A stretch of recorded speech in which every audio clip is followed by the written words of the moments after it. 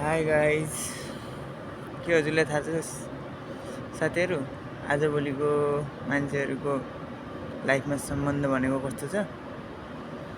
सिगुम चबाए गुली हुने बेलामा भन्दैपछि गुली सिद्धिसकेपछि ठु गरेर फाले जस्तै मान्छेहरूको सोच र सम्बन्ध।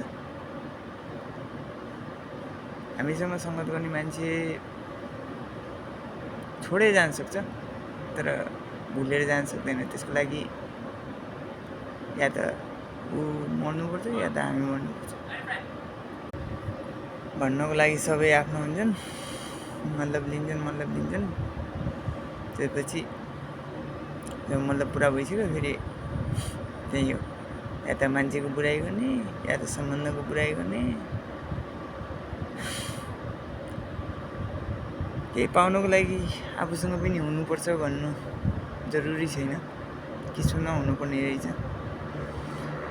व्यवहार जस्तो राखे पनि नियत चाहिँ सही राख्नुहोस्। आफ्नो किस्मतमा लेखेको मान्छे, आफ्नो लाइफमा लेखेको मान्छे पाइहाल्नुहुन्छ।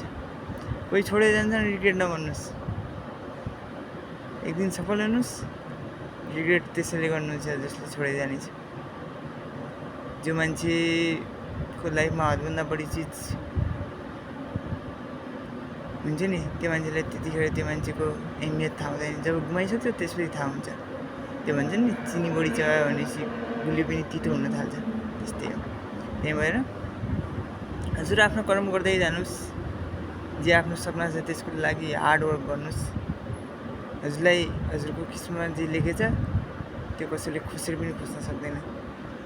त्यसको लागि त्यसलाई हजुरभन्दा बेटर किस्मत लिएर आउनुपर्ने छ। त्यही भएर हजुर आफ्नो किस्मतमा लेखेको पाउनुहुन्छ भन्ने छ, तर पनि त्यसको लागि दुःख गर्नुपर्छ। एक दिन अवश्य हजुरको लाइफमा त्यस्तो मान्छे आउँछ, हजुरले आफ्नो लेखेको किस्मत पाउनुहुन्छ। हजुर त्यो सपना पुरा गर्नको लागि त्यो अचिभमेन्ट पनि पाउनुहुन्छ, तर त्यसको लागि पहिला आफूले पनि गर्नुहोस्। यो होइन कि खाना अगाडि राखेछ भन्दैमा हात नलम्काइकन मुखमा जाने होइन। त्यही भएर हार्डवर्क गर्नुहोस्। हजुरको किस्मतमा जो लेखेको छ, मान्छे होस् चाहे त्यो उपलब्धि होस्, हजुरको लाइफमा हजुरले अवश्य नै प्राप्त गर्नुहुन्छ। त्यही भएर कसैले छोडेर जान्छ भनेर रिग्रेट नगर्नुहोस्।